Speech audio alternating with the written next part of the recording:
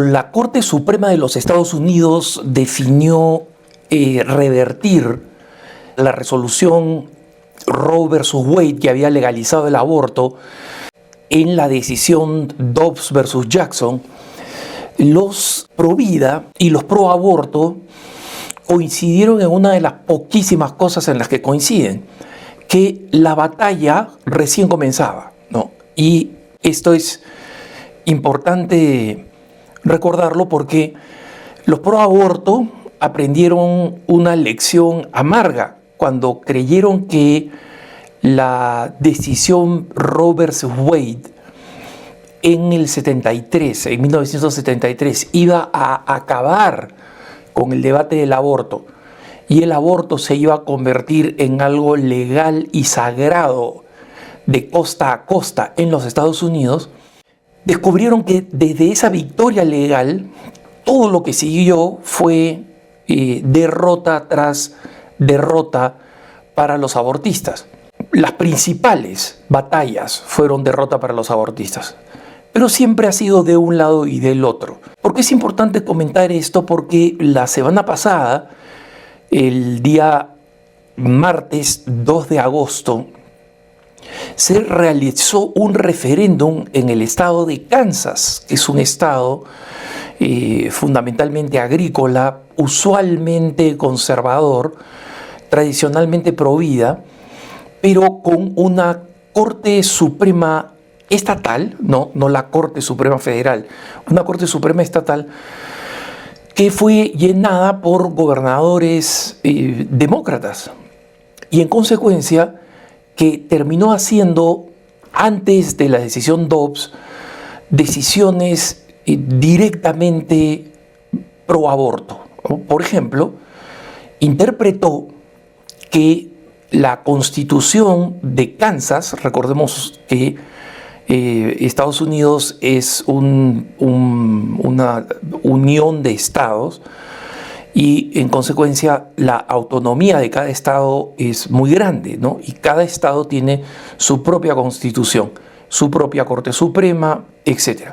En la Corte Suprema del estado,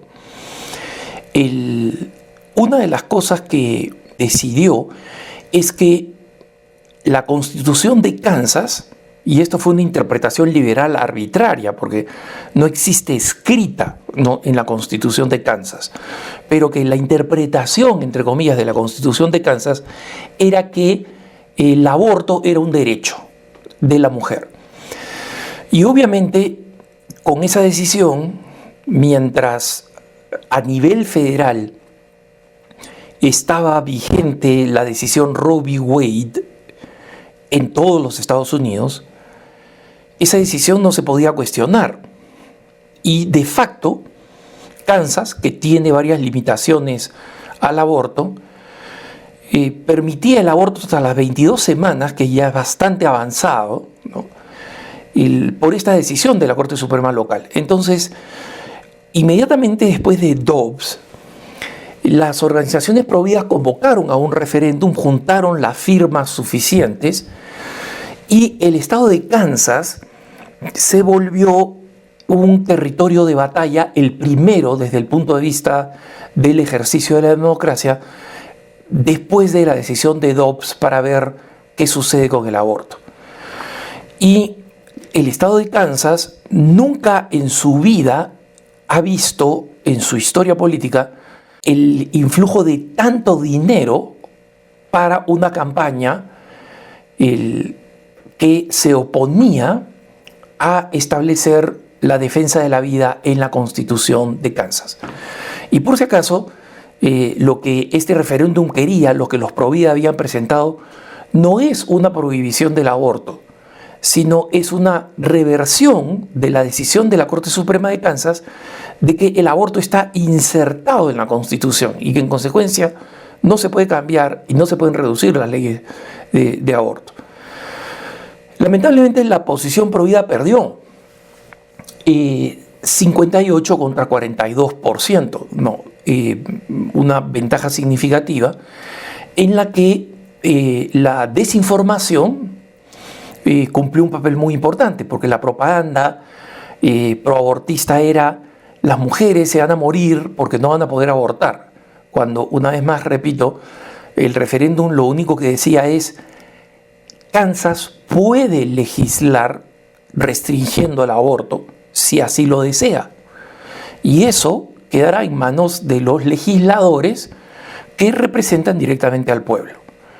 Pero eso es lo que ha hecho Dobbs finalmente, ¿no? Y paradójicamente, Kansas, que ha sido una derrota para las fuerzas pro vida, demuestran las mentiras de las organizaciones proabortistas que han querido pintar la situación de que ahora, después de Dobbs, las mujeres se van a morir, salvo en aquellos estados donde el aborto es brutal, ¿no? Extremadamente tardío, etc. Estamos hablando de Nueva York, Connecticut, Illinois, Colorado, California, ¿no? Y esto demuestra que no, que la decisión pasa a los estados y es lo que corresponde a una democracia, ¿no? Y por otro lado, establece cuál es la nueva frontera de las organizaciones pro vida, no solo en Estados Unidos, sino en toda América Latina, incluso allí donde el aborto está tratando de penetrar legalmente, pero todavía no lo ha logrado, porque la sociedad es todavía pro vida. Pero la nueva frontera ya no son las leyes, sino son los corazones, para que las leyes cambien, ¿no? Y las organizaciones pro vida que convocaron a este referéndum en Kansas probablemente lo hicieron confiando en que la inclinación pro vida de la mayoría de la gente de Kansas iba a terminar favoreciéndolos en el referéndum.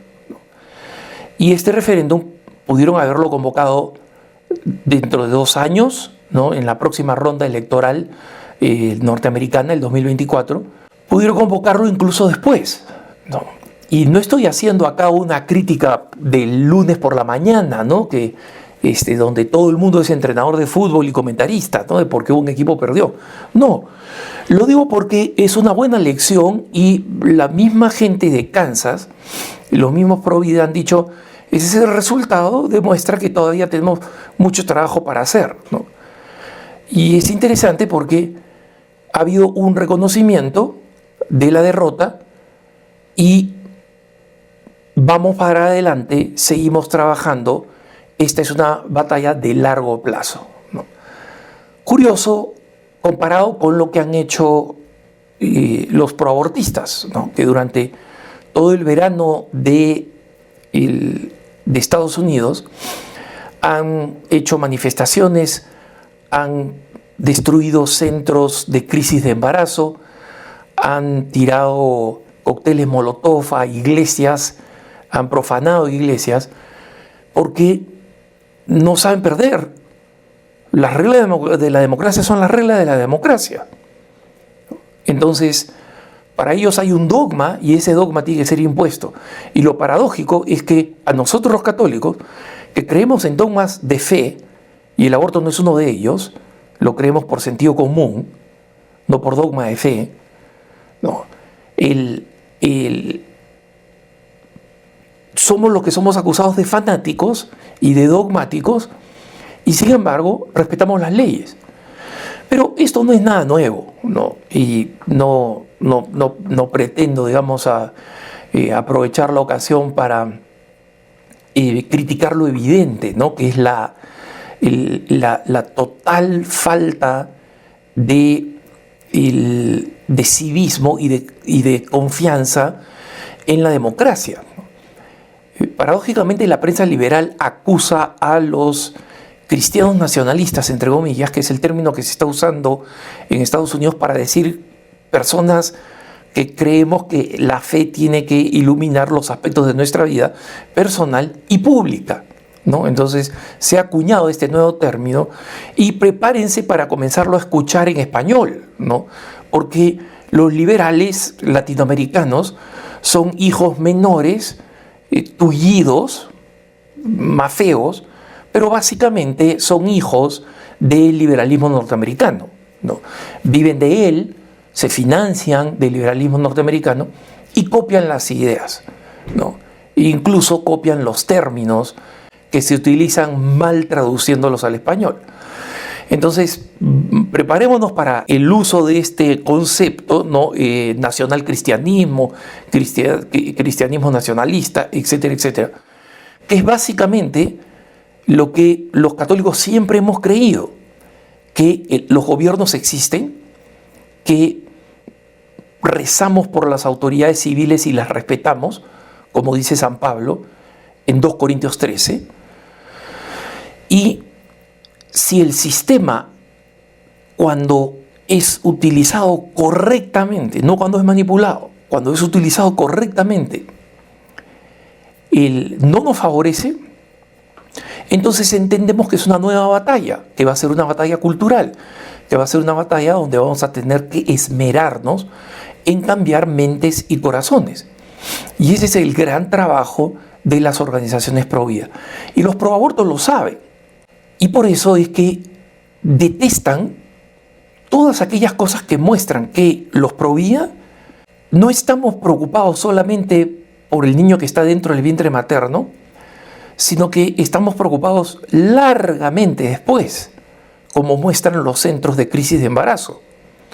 Y ustedes habrán visto que en Así Prensa, en más de una ocasión, hemos tenido que desmentir farsas, mentiras vergonzosas, montadas, ya sea por organizaciones financiadas por George Soros, ya sea por periódicos ultraliberales que siguen una agenda como el diario El País en España, y hemos demostrado tajantemente que lo que dicen sobre estos centros que supuestamente son oscuros y terribles es completamente falso, ¿no?